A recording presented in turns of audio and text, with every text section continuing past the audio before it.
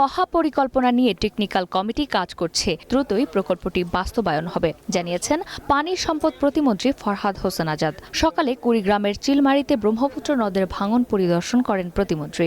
এ সময় পানি উন্নয়ন বোর্ডের বিভিন্ন অনিয়ম বন্ধে সরকার কাজ করছে বলেও জানান তিনি।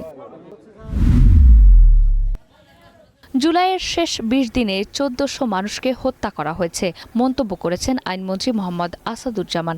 দুপুরে ঝিনাইদহে এক অনুষ্ঠানে তিনি বলেন, আওয়ামী লীগের ১৬ বছরের শাসনে ৭০০-র বেশি গুম ও কয়েক হাজার বিচার বহির্ভূত হত্যা হয়েছে।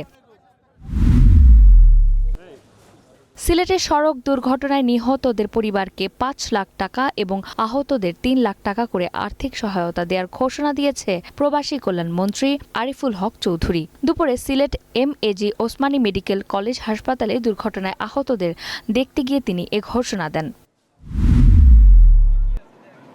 রংপুরে পার্বতীপুরগামী কমিউটার ট্রেনের ইঞ্জিনসহ বগি লাইনচ্যুত হওয়ার ১.৫ ঘণ্টা পর চলাচল স্বাভাবিক হয়েছে। সকালে বুড়িমারি থেকে ছেড়ে আসা ট্রেনটি রংপুর রেল স্টেশন এলাকায় পৌঁছলে ইঞ্জিনের কয়েকটি চাকা এবং পেছনের একটি বগির কয়েকটি চাকা লাইন থেকে পড়ে যায়। উত্তরায় জমি দখলের অভিযোগ উঠেছে। উত্তরখান থানা পুলিশের নির্লিপ্ততায় ভূমিদস্যুরা ৪৪.৫৫ অযুতাংশ জমি দখল করেছে বলে দাবি ভুক্তভোগী মাহবুব হোসেনের। শনিবার ক্রাইম রিপোর্টার্স অ্যাসোসিয়েশনের অডিটোরিয়ামে সংবাদ সম্মেলনে তিনি অভিযোগ করেন, গত ১২ জুন রাহাত হোসেন, মোহাম্মদ ইমতিয়াজ আহমেদ, হেদায়েত খান টুলু ও মিজানুর রহমানের নেতৃত্বে একদল সন্ত্রাসী জমিটি দখল করে। বাধা দিলে তাকে প্রাণনাশের হুমকি দেয়া হয়।